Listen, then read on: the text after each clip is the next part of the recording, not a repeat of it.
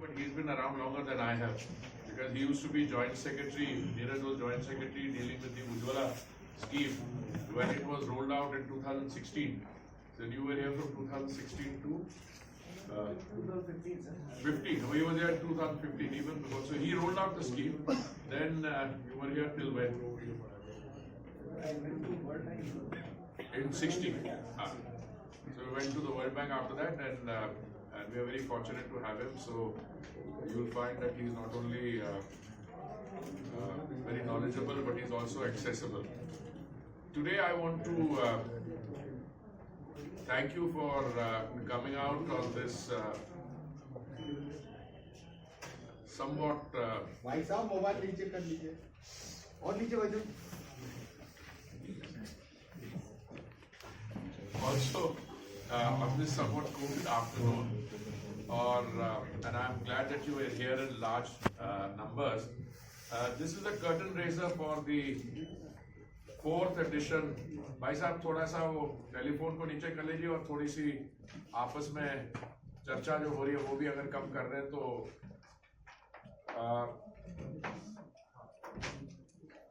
the curtain raiser for the 4th edition of the India Energy Week. Most of you here are familiar with the previous editions of the India Energy Week. I've seen you around, many of you in the earlier 3 editions. Therefore, I'm not going to give you a long introductory presentation on what is the India Energy Week, but I will share some statistics with you. And my colleagues have assured me that after this session is over and after we have been able to welcome you in the new year with some refreshments, after that you will also get a copy of the statistics and the other basic information that I'll be sharing. In a very short time, by short time I mean we started in 2023. And this is the 4th edition in 2026. We had one in 23, 24, 25, 3 years, and this is the 4th one.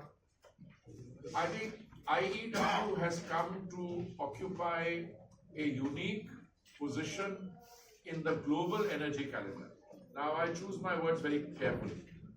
ADIPEC is what, 40 years old? Please somebody correct me. 40 years old. We are only 3 years old, and yet if you look at our footfall and what we have on display, I think we would compare, excuse me,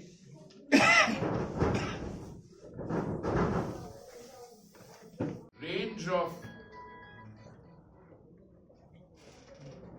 energy segments which are covered here. Why do I say this? Because Gas Tech only deals with the gas energy sector.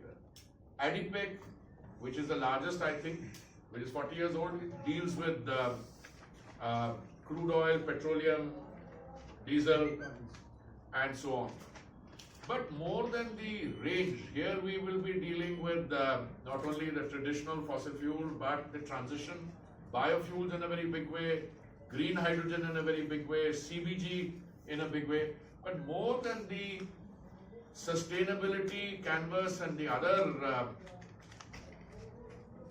areas, what is unique about IEW is it brings together a very large number of people who are entrepreneurs, who are part of the innovation industry. Forgive me for using the word industry when it comes to innovation, because they are now a force in themselves. You'll have to tell those people there to either ask them to leave or, sorry, my apologies, because not just a few, quite a few startups, very large number. You have a large number of exhibitors. And I remember I took the Honorable Prime Minister once, I think it was the first IEW in Bangalore, and I took him to the BPCL stall. Why am I mentioning this? Because in some ways it's my favorite story. That, that is in the immediate aftermath of the Prime Minister announcing from the ramparts of the Red Fort when he was addressing the nation that we will be following green energy, not just green energy, green hydrogen in mission mode. And I took him to the BPCL stall, and lo and behold, BPCL had an indigenous electrolyzer on display there. And this was in collaboration with BARC. And I was familiar with that technology because in an earlier life, I used to be a civil servant and I was in the defense ministry. I now know that we were using that technology in our submerged platforms or submarines to produce oxygen for the crew in a submarine. So they adapted that technology to make an electrolyzer. And the success of green hydrogen, as you know, depends on abundant availability of low-priced solar energy, which in India's case is understandable because we brought the price per megawatt down from, I think, 25 cents to 3 cents, and you need electrolyzer. So, not surprisingly, thereafter an ecosystem was produced here, but I'm mentioning this incident because IEW showed one of the first individual electrolyzers which had been manufactured in the country, particularly in BARC by BPCL.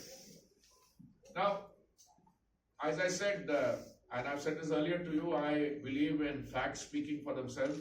I will just read out some statistics to show you what the progress in the last 3 or 4 years has been. I will start with IEW 23, then go to 24, then 25, and I'll come to 26. Let me take the first categories, participants. In 23, there were 30,000. In 24, there were 45,000. In 25, there are 68,000. And in IEW 2026, 75,000 plus.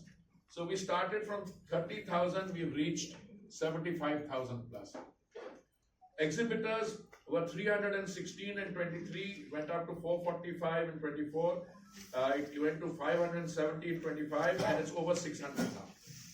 But exhibitor means not an individual. There's an exhibitor who comes and takes a stall, sets up a entire display. So you have a situation here where unless the exhibitor finds some merit in displaying their wares, they're not going to pay money to a platform to come and show their wares. International exhibitors, in 2023 there were 93. It has gone up to 180 now. It went from 93 to 155, 189, 180. So this is a very, very impressive figure for any international platform of this kind. Exhibition space, we started with 14,900 square meters in 23. It's gone up to 23,300 square meters in 26. Conference sessions were 66 in 23. It's gone up to, it'll be 120 now. The conference speakers were 300 in 23. This time the number of conference speakers who are listed, who are registered, listed, is 500. Thematic pavilions, we had 1 in 23, went up to 6 in 24, 9 in 25, it's going to be 11 thematic pavilions. Country pavilions similarly has gone up from 1 to 11. There are ministers attending, there are CEOs attending, there are, business people all across international organizations. Let me now fast forward from there to the business of the Brazilian crude between BPCL and Petrobras. This is about 780 billion US dollars, $1 million US dollars. MOU between BPRL and Shell for potential participation in in-farm opportunities across the globe. MOU between OIL, NRL and Total Enterprises. MOU between NRL and Total Energies. So these are things which are already being talked about. There will be several others I don't know about, or which will be finalized there. But I just wanted to tell you that the event is being held this year in on a facility. It was there once earlier also, but it was not built then, where we had a sea rescue mission facility. ONGC owned, I think, about 250 acres of land. They have utilized that to build a new conference tourism facility. And when you see the new facilities there. I will refrain from saying anything. I look forward to your feedback as to those kinds of facilities. They are really one of a kind. And apart from that, the Prime Minister will also have his usual roundtable with the CEOs of the energy sector. I think this is the ninth in a series, certainly the fourth in the IEW phase. Earlier it was being done earlier, and this is some of the world's most important CEOs in the sector will be attending that. That will be done in Delhi because the Prime Minister's program is chock-a-block full for these days. There's Republic Day, there's a summit with the EU, there are other meetings taking place. Apart from that, some other highlights I'll share and then I'll open it up for discussion or questions. As I said, ninth roundtable of the Prime Minister, which will have large number of foreign CEOs, Indian private sector CEOs, and Indian public sector people also. Then there's an India-Arab energy dialogue, which will be, which I will co-chair in Goa. We have confirmed participation from some of the big players in the Arab world in this sector. We have an India-Japan roundtable, which will be a follow-up to the sessions I had in Tokyo, which I think Neeraj will open. Then we have an India-Iceland roundtable. We have an India-Netherlands roundtable.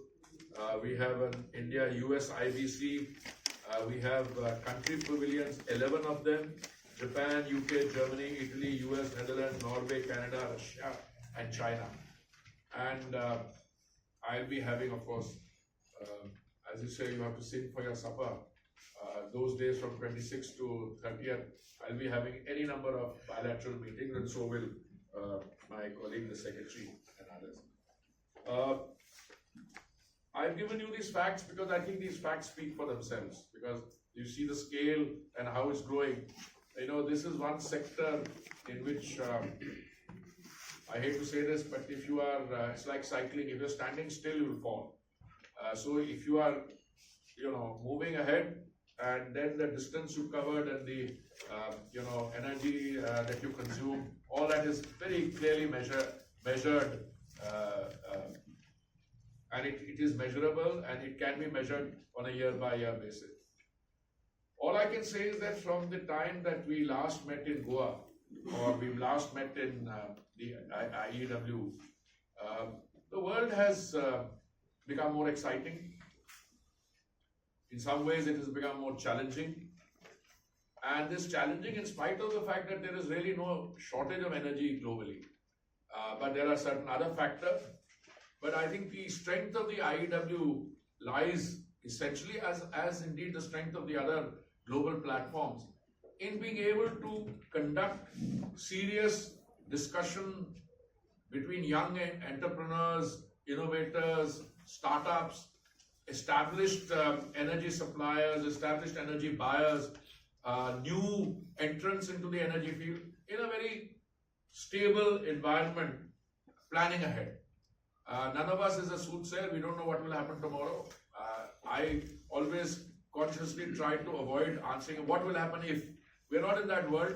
All I can say is that India, in the 5 years that I've been associated, almost 5 years that I've been associated with this ministry, we faced many challenges. We've navigated that. And on the fundamental task of the trilemma that we have to address, availability, affordability, and sustainability, I think on all three fronts we've done reasonably well. And you could say that today India offers an example of being able to occupy, I wouldn't use the word center stage, but a very important place in the emerging global energy scenario. I'm going to stop at that. If my colleague wants to say anything, either of them, otherwise we'll open it up for some rounds of